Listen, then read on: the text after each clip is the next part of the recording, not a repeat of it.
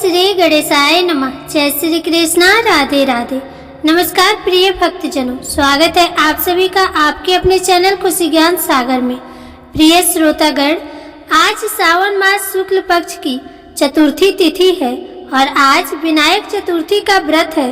तो आप सभी भक्तजनों को विनायक चतुर्थी व्रत की हार्दिक शुभकामनाएं। आज के इस वीडियो में आप श्रवण कीजिए चौथ माता की कथा और विघ्नहर्ता गणेश भगवान की कथा।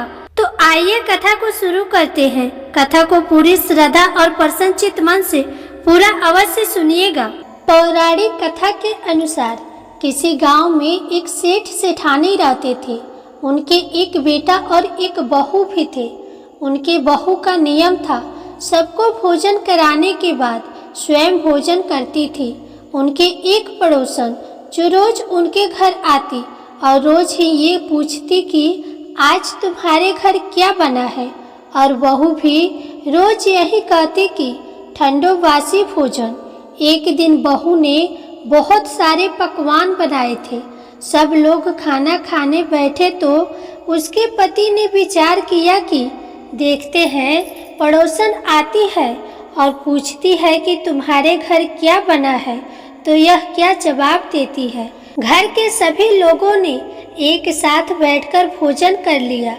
आज भी वह पड़ोसन आई और उस पड़ोसन ने पूछा कि आज तुम्हारे घर पर क्या बना है, तो बहू ने फिर वही जवाब दिया कि ठंडो बासी। तब सेठ के लड़के ने सोचा, हो न हो कोई बात जरूर है जिससे मेरी पत्नी पड़ोसन से ऐसा कहती है। उसने अपनी पत्नी से पूछा कि तुम रोज पड़ोसन से ऐसा क्यों कहती हो कि ठंडो बासी खाया, जबकि आज तो हम सब ने मिलकर कई तरह के पकवान खाए हैं। तब उसकी पत्नी ने कहा कि हम लोग जो भी खा रहे हैं वो अपने बाप दादा की कमाई है। जिस दिन आप कमा कर लाओगे उस दिन मैं समझूंगी कि ताज़ा भोजन कर रहे हैं। फिर लड़के ने अपने पत्नी के बातों पर विचार किया और उसने अपनी माँ से कहा, माँ मैं एक बड़े शहर में कमाई करने जा रहा हूँ। तब उसकी माँ ने कहा, बेटा अपने पास तो इतना धन है, फिर तुम क्यों शहर जाना चाहते हो। माँ के मना करने पर भी बेटे ने स्वयं कमाने का दृढ़ निश्चय कर लिया और जाते समय पत्नी से कहा कि जब तक मैं कमाकर बहुत सा धन लेके ना आऊं, तुम चूल्हे की आग बुझने मत देना। एक दिन चूल्हे की आग बुझ गई तो वह मन ही मन घबराने लगी, कहीं मेरे पति संकट में तो नहीं है। जल्दी से पड़ोस से आग लाकर चूल्हे में रख दूं। ऐसा विचार करके बहू पड़ोस में गई।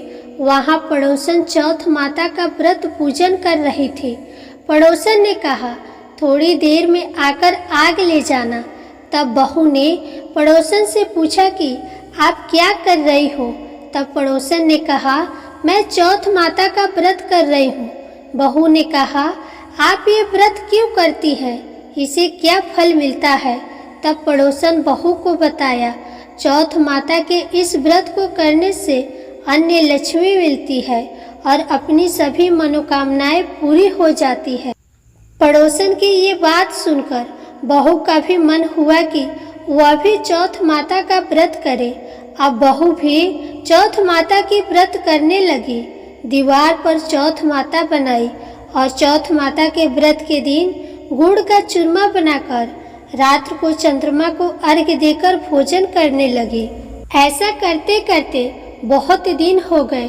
चौथ माता ने उस बहू के पति को स्वप्न दिया कि साहूकार का बेटा तू जागे के सोए, तेरी पत्नी तुझे बहुत याद कर रही है, घर जाकर उसकी चिंता मिटा। तब साहूकार के बेटे ने कहा कि मैं अभी कैसे जा सकता हूँ, अभी तो मेरा हिसाब किताब बाकी है।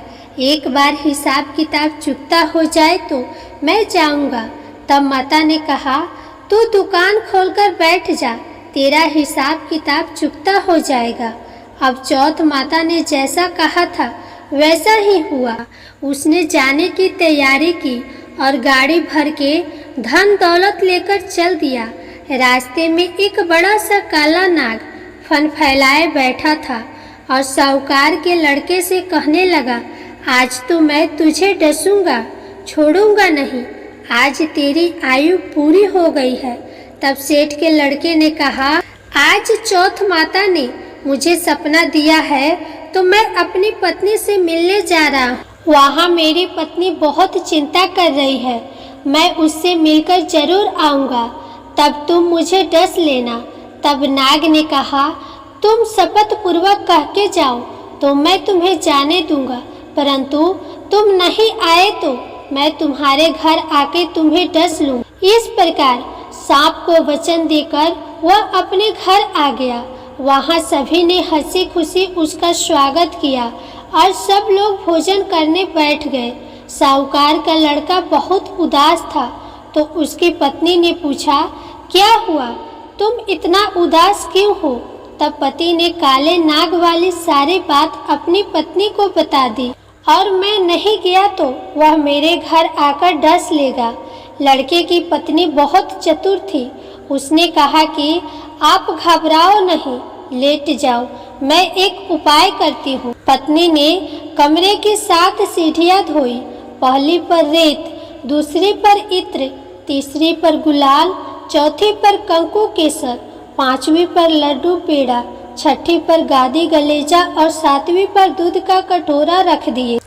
इस प्रकार वह 7वीं सीढ़ी सजाकर बैठ गई। आधी रात होते ही नाग आकर सीढ़ी पर चढ़ने लगा। पहले सीढ़ी पर रेत पर लेट गया और कहने लगा, सेठ की बहू ने आराम तो बहुत दिया, पर बचनों से बंधकर आया हूँ तो मैं उस लड़के को डसूंगा अवश्य। इस प्रकार 7 सीढ़ियों पर नाग आराम करता हुआ और कहता हुआ कि डसूंगा जरूर कमरे में जाने ही वाला था कि चौथ माता ने विचार किया कि मैं इससे नहीं बचाऊंगी तो इस संसार में धर्म कर्म और व्रत पूजन कौन मानेगा और कौन पूजा करेगा। अब तो गणेश जी, चंद्रमा और चौथ माता ने उसे बचाने का विचार किया। चंद्रमा ने उजाला किया, चौथ माता डाल बनी और गणेश जी ने तलवार लेकर नाग को मार दिया और डाल से ढक दिया। अब बहू भी थकी हारी सो गई। सुबह हुई तो लोग बेटे से मिलने आए, परंतु बेटे बहू तो उठे ही नहीं थे। बहुत देर हो गई तो माँ ने उन्हें उठाने गई तो माँ ने 7 सीढ़ियों पे जो कुछ भी देखा तो वे बहुत घबरा गई और बेटा बहू को आवाज लगाने लगी। बेटा बहू उठे तो देखा कि एक डाल तलवार वहाँ पड़ी है। जब बहू डाल उठाई तो देखी कि एक काला नाग मरा पड़ा हुआ था। बेटा बहू ने सोचा, आज तो धर्म कर्म करने से हमारी रक्षा हुई। भगवान गणेश और चौथ माता ने हमारी रक्षा की है। हे चौथ माता, जैसे आपने सेठ के बेटे बहू की रक्षा की, वैसे ही अपने सभी भक्तों पे अपनी कृपा बनाए रखना, सदा रक्षा करना। जय हो गणेश भगवान, जय हो चौथ माता। अब आप सुनिए गणेश भगवान जी की कथा। एक साहूकार था, उसके घर रोज एक ब्राह्मणी रोटी लेने के लिए आती थी। घर के अंदर घुसते ही पुल के ऊपर गजानन जी का मंदिर था। वह गणेश जी को रोटी का एक कवर भोग हमेशा लगाती थी। बहुत दिन हो गए। गणेश जी महाराज ने कहा कि यह मुझे हमेशा भोग लगाती है, मुझे इसे कोई न कोई उपहार जरूर देना चाहिए। गणेश जी एक दिन उसके थाली में हीरे मोती भर देते हैं। ब्राह्मणी तो थाली लेकर अपने घर आ गई और साहूकार के घर रोटी लेने आना बंद कर दी। साहूकारनी ने उसे बुलावा भेजा कि बाई, रोटी लेने के लिए क्यों नहीं आती हो? ब्राह्मणी ने कहा कि मुझ पर गणेश जी प्रसन्न हो गए, बहुत वर्ष तक रोटी लेने आ गई, परंतु अब नहीं आऊंगी। साहूकारनी मन में बहुत नाराज हुई और गणेश जी से कहा कि आप ब्राह्मणी के ऊपर प्रसन्न हुए, परंतु मुझ पर नहीं। तब गणेश जी की मूर्ति हटाकर बाहर फेंक दी। इधर सेठ जी की दुकान में धंधा पानी बंद हो गया। एक दिन सेठ जी की नजर पोल के मंदिर पर गई तो सेठानी जी से पूछा कि गणेश जी कहाँ गए। तो साहूकारनी ने कहा कि ऐसे गणेश जी का क्या करें, जो ब्राह्मणी पर तो प्रसन्न हो गए लेकिन हमारे ऊपर प्रसन्न नहीं हुए, इस कारण मैंने गणेश जी को बाहर फेंक दिया। तब सेठ जी ने कहा कि यह तुमने क्या किया, मेरा तो व्यापार और धंधा चलना बंद हो गया है। गणेश जी तुमने कहाँ फेंके हैं, जल्दी बताओ, मैं उन्हें वापस लेकर आता हूँ। साहूकार जी वापस से गणेश जी को लेने गए तो गणेश जी इतने भारी हो गए कि वे उठे ही नहीं। साहूकार जी ने कहा कि मेरे से गलती हो गई है, आप मेरे घर पधारिए। गणेश जी तो और भी भारी होते गए और कहा कि मैं तो नहीं चलूँगा, पहले साहूकारनी को बुलाकर यहाँ लाओ और वह मुझसे माफ़ी मांगेगी तो ही मैं चलूँगा। और गणेश जी ने कहा कि मुझे हमेशा 1.25 सेर चूरमा का भोजन कराओगी तो ही मैं चलूँगा। साहूकार साहूकारनी को लेकर आए और उसे माफ़ी भी मंगवाई और 1.25 सेर का चूरमा चढ़ाने की हाँ भी भरी। तब साहूकार और साहूकारनी ने गणेश जी को वापस घर में लाकर उन्हें पोल में बिठाया। ऐसा करने पर साहूकार का व्यापार फिर से चलने लगा। हे गणेश जी महाराज, जैसे साहूकार और साहूकारनी पर आप प्रसन्न हुए, वैसे सभी पर अपनी कृपा बनाए रखना। प्रेम से बोलिए गणेश भगवान की जय। श्री लक्ष्मी नारायण भगवान की जय।